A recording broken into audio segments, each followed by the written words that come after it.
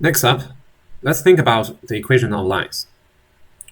We know that this is an example of a linear equation. Then, if we plot the set of all points, x and y, which satisfy this sort of equations, then we will be getting a line that looks like so. Essentially, the set of all points which satisfy this kind of a relationship is going to look like a line. Therefore, it's a linear relation.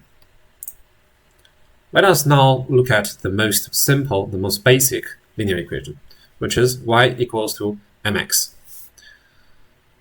Obviously, at 0, y is 0, but at 1, the y-coordinate is at m. So, for bigger and bigger m, the line is steeper and steeper, and for smaller m, the line is shallower. Thus, the m thingy controls the slope. The slope, m, of a straight line is given as follows, which is rise upon run, or delta y upon delta x, and which is equal to the difference in y-coordinates, which is the rise, upon the difference in x-coordinates, which is the run, where x1, y1, x2, y2 are just 2 points on the line.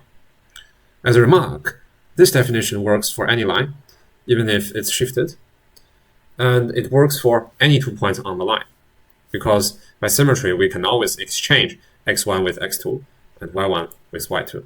We can see this here in this picture. Suppose we have the following line, and suppose that we want to work out the slope of this line. Then we could choose these 2 points. So the rise is 2 units, and the run is 1 unit.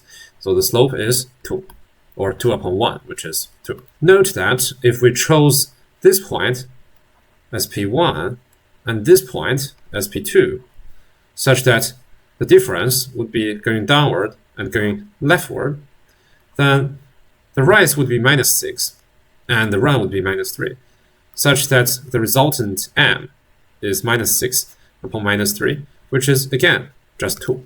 So, in terms of what m does, well, when m is greater than 0, the line is increasing, or it goes up. When m is smaller than 0, it decreases. If m is 0, then the line is horizontal, because it has no change in y over any interval of x.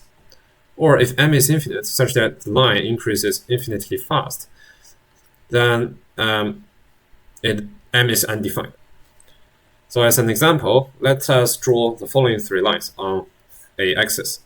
The first one is y equal to 3. Then we locate the line where y is equal to 3, which is this one. And notice that it's horizontal.